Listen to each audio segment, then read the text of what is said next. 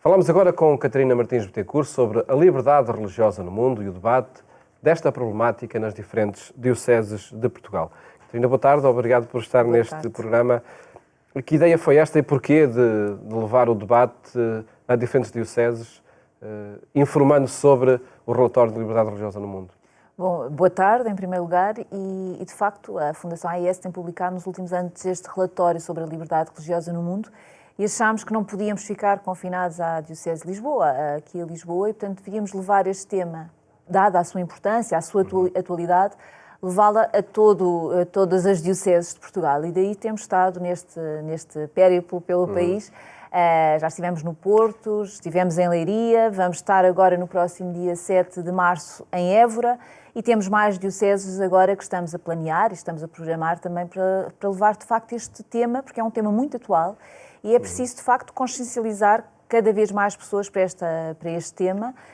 Também na sequência de termos assinalado os 70 anos da Declaração Universal dos Direitos do Homem, em que a liberdade religiosa é de facto um desses direitos fundamentais e que tem sido de facto, temos vindo a assistir nos últimos anos a uma degradação deste nosso direito e portanto temos este dever, esta missão também de levar a mais portugueses esta realidade, porque muitas vezes, e isso quando estamos a falar com as pessoas localmente, com esta proximidade, percebemos muitas vezes que não se tem a consciência desta dimensão deste problema e, portanto, é tão importante estarmos junto de cada diocese, de cada comunidade, para podermos falar. É um tema que passa nos média, enfim, que provoca alguma atenção nos média, mas existe distanciamento das pessoas em relação à problemática da liberdade religiosa no mundo? Existe porque nós, muitas vezes, também estamos no nosso canto e como a nossa realidade é diferente, não é?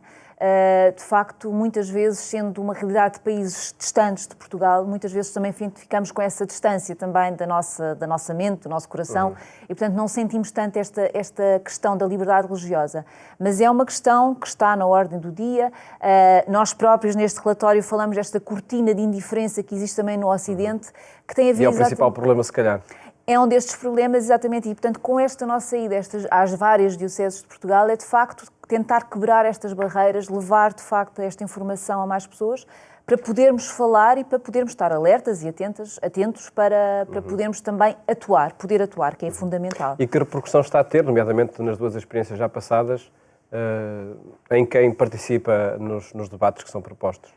Este é muito bem recebido porque, tal está como disse, portanto, muitas vezes é com surpresa que se recebe esta notícia, por exemplo, de que a comunidade cristã é mais perseguida no mundo, de que há, de facto, esta degradação da liberdade religiosa no mundo e, portanto, isto é muito importante e por isso tem sido muito positiva esta recepção junto destas dioceses que já passamos com este tema e, portanto, também com a aderência da própria população, da comunidade também a esta atividade. São ocasiões onde aliam sempre a informação sobre a liberdade religiosa no mundo, também a oração. Sim.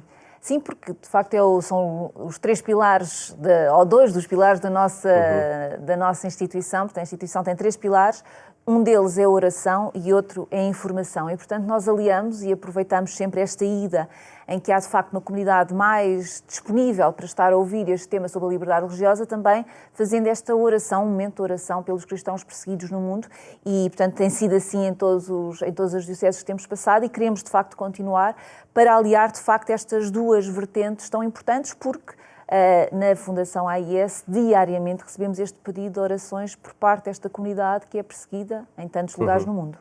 E vamos a esses indicadores principais. Já falaremos da perseguição aos cristãos. Antes disso, os indicadores que estão no relatório que conseguiram recolher sobre antissemitismo, sobre islamofobia no Ocidente. Sim, de facto assistimos, portanto, este relatório analisa o período entre julho de 2016 a julho de 2018, portanto são 196 países que foram analisados e, portanto, pegando nestes dois tópicos que falou, de facto são dois tópicos muito importantes neste relatório que mencionamos. São novos? São novos, portanto, com um aumento muito grande relativamente ao último relatório publicado em 2016, portanto, este aumento da islamofobia, que tem a ver também com todos os ataques que aconteceram na Europa nos últimos anos e que levam, de facto, a um aumento desta reação contra esta comunidade que está cada vez mais presente no nosso continente, também por causa do grande número de refugiados que chegou à Europa. Portanto, De facto, é uma situação nova, ou que está a aumentar esta situação na Europa, e depois também temos os casos de antissemitismo que também estão a aumentar de uma forma assustadora de ano para ano, e que também mencionamos e referenciamos como um dos pontos importantes deste relatório. Outro ponto que já mencionei aqui, de facto, é também esta cortina de indiferença que existe na Europa, em que também é muito importante, porque, de facto, na Europa assistimos que esta questão da liberdade religiosa, pelos meios de comunicação social, pelos próprios governos, é posta como que de lado, como que não sendo importante para os nossos direitos fundamentais do homem. De facto, é um direito fundamental, porque a partir deste direito todos os outros vão surgindo. E, portanto, é muito importante. São três novidades que nós pomos neste relatório que achamos que é importante, isto relativamente ao continente europeu. E do continente africano poderíamos falar de muitos aspectos, mas pedia que focasse um que tem a ver, nomeadamente, com os países lusófonos. O ambiente de guerra de décadas passadas não fez com que o problema, de facto, da liberdade religiosa também terminasse e ficasse resolvido. Não, embora, de facto... Mesmo em países como Moçambique ou Angola. Sim. Neste momento, o país que que olhamos com mais preocupação e que temos seguido com mais preocupação, de facto, é Moçambique, com vários ataques nos últimos tempos, no norte, nomeadamente no norte de Moçambique, em que pensa-se que são, portanto, membros do Al-Shabaab, da Somália, que descem e que vêm até ali à zona norte de Moçambique, mas também há razões económicas, porque também foi descoberto várias riquezas no subsolo nesta zona de Moçambique, e há várias empresas também que estão a tentar explorar, portanto, há várias condicionantes aqui nesta zona de Moçambique, mas é de facto um país que nos preocupa e que temos seguido com mais atenção. Nos outros países lusófonos não há tanto esta questão, embora comece a perceber, porque em todo o continente africano há cada vez uma maior pressão pelos fundamentalistas islâmicos, em grupos radicais cada vez mais a atuarem neste continente, e que levam também uma pressão sobre as minorias, em que muitas vezes os cristãos são de facto uma minoria neste continente.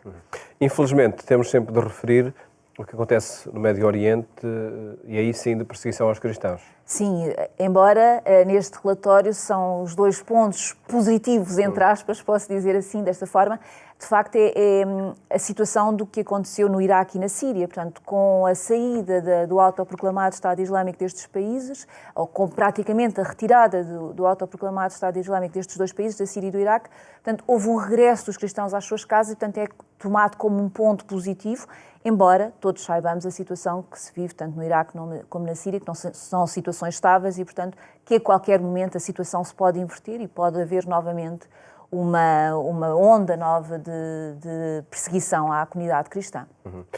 Uma referência também à Venezuela, porque creio que é um projeto que está a mobilizar diferentes organizações para a solidariedade na consequência da crise política do país. Sim, de facto a AIS também está junto da Igreja local, como sabemos e temos visto quase diariamente nas nossas notícias, portanto, a situação que se passa na Venezuela. A Igreja está também numa situação dificílima, a tentar ajudar também a própria comunidade, e a AIS também está junto a esta Igreja, a ajudar na subsistência dos sacerdotes, das irmãs, dos religiosos, que depois multiplicam esta ajuda também junto à comunidade. Há vários projetos que temos, tanto da parte da alimentação como a parte de saúde, de apoio à saúde, que estamos a desenvolver em ligação com a Conferência Episcopal Venezuelana, que nos tem feito chegar estes pedidos com muita regularidade.